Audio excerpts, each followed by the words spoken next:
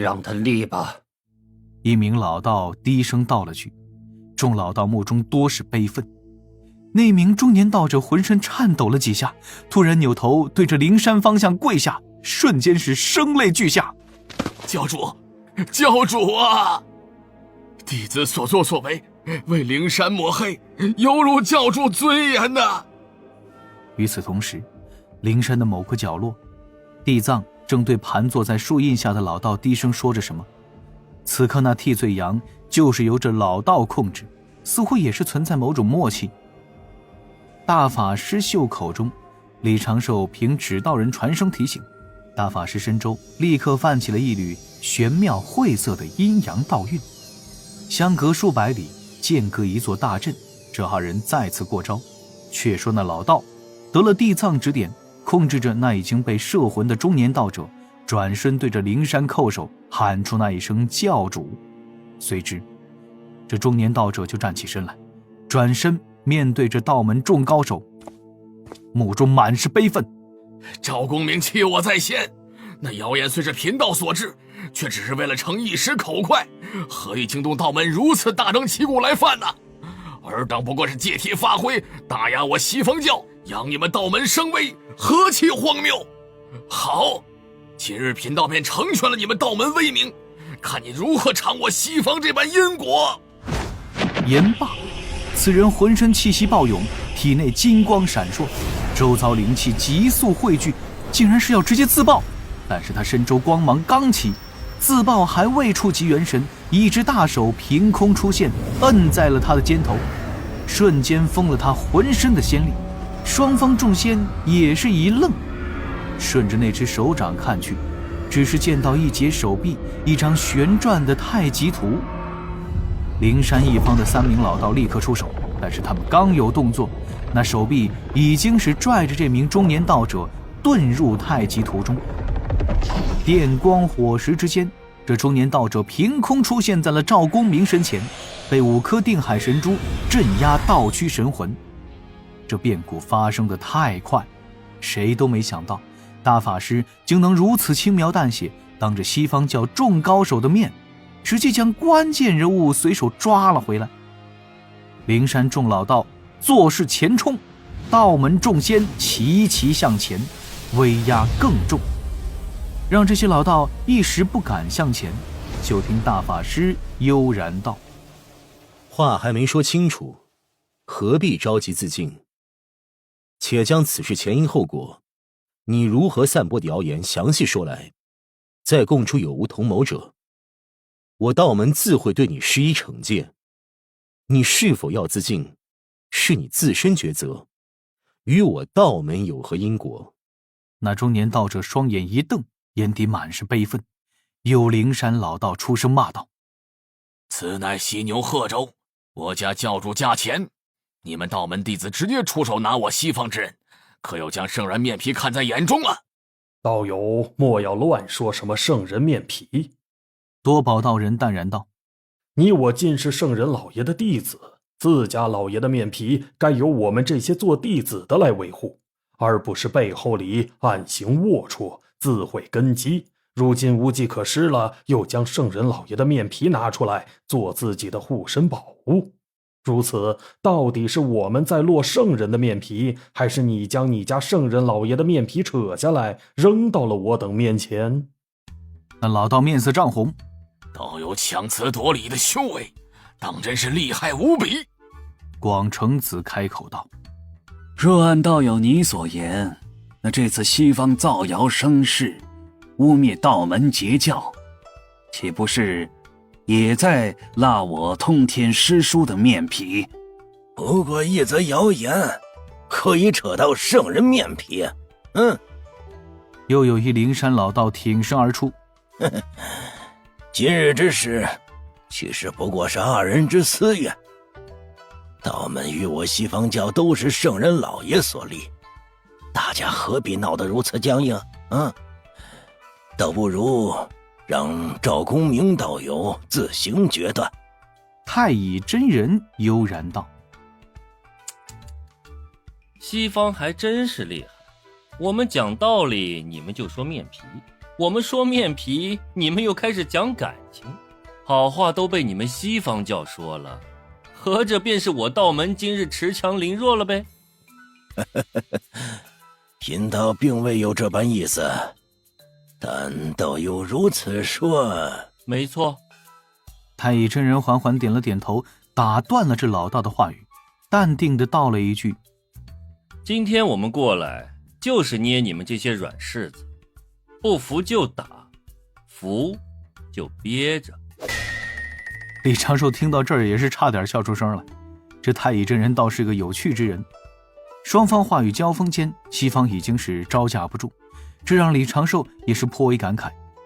道门仙人平日里看起来都算是比较单纯的类型，那是因为道门平和太久，他们都不必花心思去勾心斗角什么的。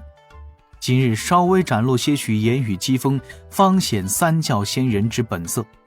此时赵公明不顾那些西方老道阴沉的面容，低头看着脚边这人，收起2颗定海神珠，让此人能够开口说话。哼，说吧，如何散播的谣言？那中年道者面露怒色，却很快饮了下去，当下就要开口。赵公明又在袖中取出了一只老旧的画轴，扔到了这中年道者胸前。解释完了，誓言还是要走一波。此人面色又是一变，此时受制于道门高手手中，却是连翻身的机会都没有，这誓言如何能立？一立就露馅了，西方威名扫地，圣人面皮一落千丈，西方教怕也会沦为洪荒的笑柄。再去说你与我西方有缘，那就只能靠咒法控制人心神了。灵山众老道齐齐思索，道门众仙步步紧逼。赵公明又听得耳旁传声，自是李长寿在小心提醒：老哥小心，圣人怕是要登场了。几乎李长寿话语刚落，灵山之上霞光漫天，一声叹息在四面八方响起，不少三教仙人目露惊诧，今天还真能把西方教圣人逼出现身吗？若是对方圣人先现身，他们今日可称之为功成圆满。如今洪荒是6圣的时代，能够破得圣人现身露面一次，已经是大胜了。霞光中，一朵朵云雾凭空凝成，拼凑出了数千丈高的圣人法像。此法像缓缓抬手，云雾之中涌出了一道金光，缓缓地砸向赵公明。赵公明立刻就要反手，但是身前多出了一道身影，却是大法师闪身而至，将赵公明与一干道门师弟师妹挡在身后。太极图显，玄黄塔现。玄都大法师一言不发，双目之中有神光闪烁，身周各处道运回旋，头顶玄黄塔洒落道道玄黄气息，掌中太极图迎风便掌。那金光砸到，其内竟是一棵宝树。宝树高数丈，开叉不多，但是枝叶繁茂，其上闪烁七宝灵光，蕴先天大道，又有圣人特有的道运加持其上。此树唤作七宝庙，此宝曾见混元道。说时迟，那时快，这七宝妙术横刷而来，目标其实是赵公明身前的那一名中年道者。太极图半路阻拦，转眼只是化作3丈直径，却将这飞来的宝树挡在空中。一攻一守，两件先天宝物接触的一瞬，大道震颤的余韵荡漾开来，一道数值的冲击波扫过上下，方圆10万里灵气尽皆躁动。轰鸣声中，云海崩散，大地开裂，天空留下了一道浅白色的印痕，蔓延不知几万里。再看相持少顷的2件宝物，太极图阴阳2气轻轻转动，七宝妙术竟有一瞬要朝着地面直直砸落。还好又有一抹道运卷住了七宝妙术，七宝妙术一闪，回归了灵山之上的云雾法相中。大法师面不改色，气不长喘，自身道运安然无恙，左手张开，太极图归来。师叔为何突然出手？可是我等有冒犯圣人老爷面皮之处。那云雾法相传出了一抹道韵。今日之事，贫道已然知晓，有猎徒生事，我西方自会惩戒。玄都大法师刚要继续开口，袖中的纸人却是抬手戳了一下手臂，见好就收，今日已是大胜了。大法师不动声色，将乾坤尺塞入袖中，让李长寿握住，借此直接心念交流。李长寿这边刚接通，就感受到了塔爷那有些疯狂的灵验。秃老大牛逼，秃老大牛逼！那小树苗给伢弄折了，就他妈这七宝盆栽也他妈敢拿出来丢人现眼啊！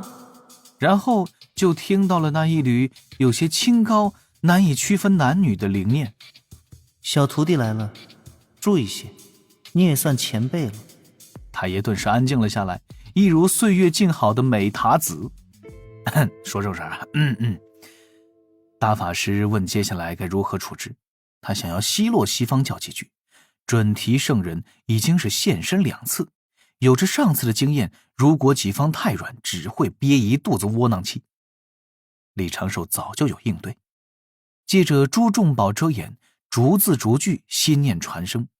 大法师很快就自信的一笑，仰头注视着圣人法相，感受着众师弟师妹那有点小崇拜的目光，朗声道：师叔，此人造谣之事虽小，却差点导致道门2教内战。那云雾法相中传出一声：贫道既然已开口，此间便无了因果，尔等还有何不满之处？不少脾气急的截教仙人想要直接开口反驳，却被多宝道人用气息暗中给摁住了。大法师笑道：圣人既现，按理我等该退了。圣人老爷的面皮，我等小辈自不敢冒犯。然今日之事，事关我道门立身之根基，若我等这般走了，他日再有人造谣生事，该如何处置？准提圣人再次开口：自今日起，灵山封山千年，若无贫道之命，众弟子不可随意外出。灵山众老道齐齐低头称是。道门不少仙人细细咀嚼着话，很快就发现了问题。这意思就是，若有圣人之命，就可随意外出了。多宝道人拿出了一只玉符，当着众仙的面轻轻地点了几下，对着玉符问道：灵牙，师尊在宫中吗？哦，在啊。先不用吵扰师尊啊。这边要是我出点什么事儿，就去跟师尊说一声。啊，对，我在灵山，我徒弟和公明师弟被人欺负了。西方圣人老爷已经现身，不一定回得去。玉符轻轻一震，传来了几声答应。随之多宝道人收起玉符，迈步向前，跟大法师站在一起，眺望天边那圣人法相。多宝低声道：玄都师兄，今儿咱们干他西方一家，不可对圣人老爷无礼。大法师板着脸教训道：敬西方圣人，便是敬3位老师。圣人超脱世俗，无所不能，面皮大过一切。师兄你误会了，我是要跟这些道友切磋切磋，如何敢对圣人老爷出手啊？这西方本是清净福地，也不知为何多了如此多脏东西，让圣人老爷的面皮为之所累。咱们这般做，兴许圣人老爷还会感激咱们几句。截教大师兄的话音落下，截教众仙齐齐看向那准提圣人的法身。西方教众老道面色阴晴不定，立刻就要酝酿下一波兑现。又是一声叹息声响起，就听准提圣人缓声道：道门本自大兴，何必挖苦我西方？今日之因果，随着猎徒消逝一并了断，赵公明与我西方之因果一笔勾销。圣人话音刚落，赵公明身前的那位中年道者，连同那只珍贵的卷轴，竟然同时化作粉末坍塌飘散。李长寿道心一震，这位圣人竟然直接影响了因果大道。准提圣人又是一句如何？大法师面露思索，很快就对着圣人法相做了一个道揖。既如此，我等自然要遵师叔法旨。多宝道人看着那些灵山老道叹道：竟然让自家圣人老爷亲自下场，各位当真是不臊得慌吗？言罢，多宝也对准提圣人的法相做了一个道揖，言道：因果已了，我等也不便多打扰。广成子适时地站了出来，朗声道：师叔还请明鉴。我家老师常言，这收徒之事须得观其品性，看其根脚。常言道，道不轻传，法不轻授，莫要因几个心术不正的弟子误了西方教的声名。今日因果已了，我等就此告退。当下阐教截教两路仙人对着圣人法相各自做了一个道揖，而后转过身形，大摇大摆驾云而去。大法师多宝、广成子多留了片刻，等赵公明他们也安然退走之后，又对准提圣人的法相做了一个道揖，闪身离开。临走时，多宝道人还一声感慨，传遍天地各处。圣人面皮，那是弟子们不惜性命也要维护的宝物啊！这些西方教弟子，一个个连话都不敢多说，也不知圣人老爷收他们何用。慎言，慎言。广成子叮嘱两声，最后传来的音节只是大法师的一声轻笑。地藏，今后若无我命，勿多出手。灵山角落，道门众仙刚走，众老道面色阴沉回返时，跪伏在地上的青年道者就听到了这般话语。地藏微微一叹，低声道：多谢老师相护。言罢，他站起身，回了神兽谛听身旁，老老实实的盘腿入座。事已了，西方教实际损失一名不重要弟子，圣人亲自现身，却被道门众弟子明里暗里对了一阵，憋屈、无奈、愤慨，这些情绪在地藏心底酝酿，最后却只剩下劫后余生的庆幸。